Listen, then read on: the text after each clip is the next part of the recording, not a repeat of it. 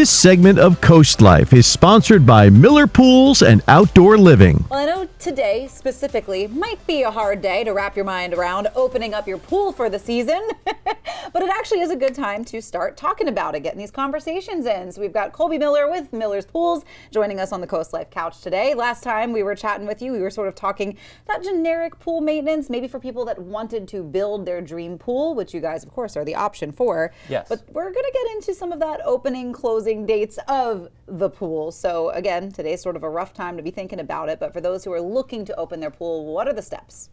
So the first step, if you don't open yourself, is you need to find someone to do that, which I could absolutely do. The next step would be to figure out when you want to open it, which most people, I'd say May is when they want to open, and everybody wants to be open by the end of May. Yeah. So if you haven't picked someone, like anyone, you're going to be late in that line. You are not probably going to get your pool opened unless you can do it yourself. Yeah. Already, and it's a little after Valentine's Day, you know, so we're thinking already to that Memorial Day weekend opening date, which yes, a lot of people like to have the pool. If it were me, I would want to have that scheduled. That way I didn't have to worry about it, and I wasn't upset when my pool wasn't open at the end of May. And what all goes into the opening of a pool? Because let's say this is the first year they've had it, or they've just bought a house with a pool and they're not used to it. What all is part of that process? I would say that if it's the first year it's been built and it has a nice cover, it's probably not going to be that hard to open.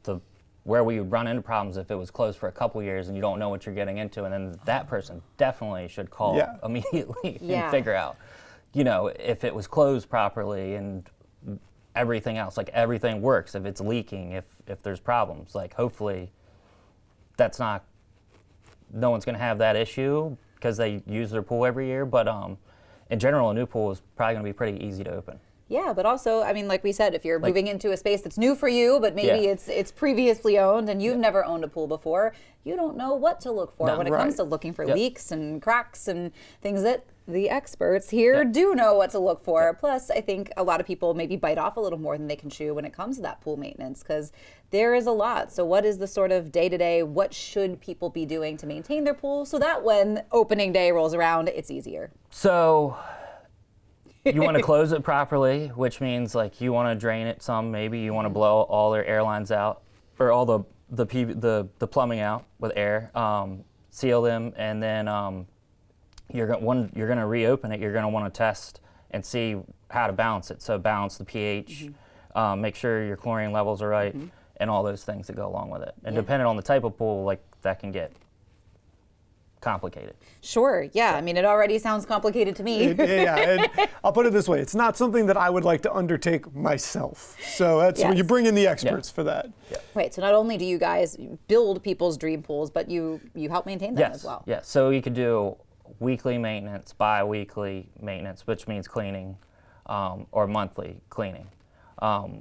Weekly would be recommended, especially if there's a lot of activity. Bi-weekly, you're still going to have to take care of it yourself and have some pool knowledge. And then monthly, you definitely need to know how to take care of it yourself, because I'm just going to come once a month, clean it, check the pH, and balance the pool, but you're going to have to maintain it for the other 2 or 3 weeks in the month. Yeah, so say somebody does, have you guys come out clean monthly. Would you kind of help guide them to that regular pool maintenance so that they can kind of help maintain it?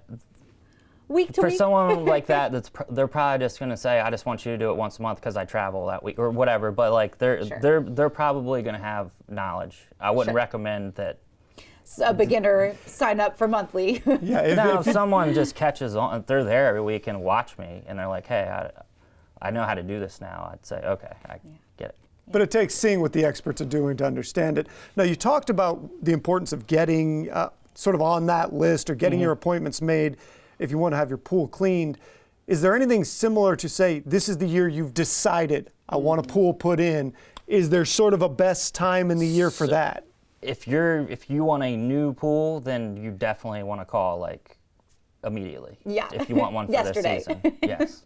So I have a couple starting next month all at the same time, which it'll be fine, but I could do more, but you want to get to it sooner than later. The people that sign up first, that's how it works. That makes First come, first served. Yes. Yeah. That makes sense. So if you are in those maybe early stages of planning out that dream pool, maybe now's a good time to give Colby a call for next summer so that you're first in line no, ready to go. there's still room for this summer. So You get it in. There you go. You just gotta hurry. You gotta You gotta pick up the phone, give it a call. Yes, absolutely.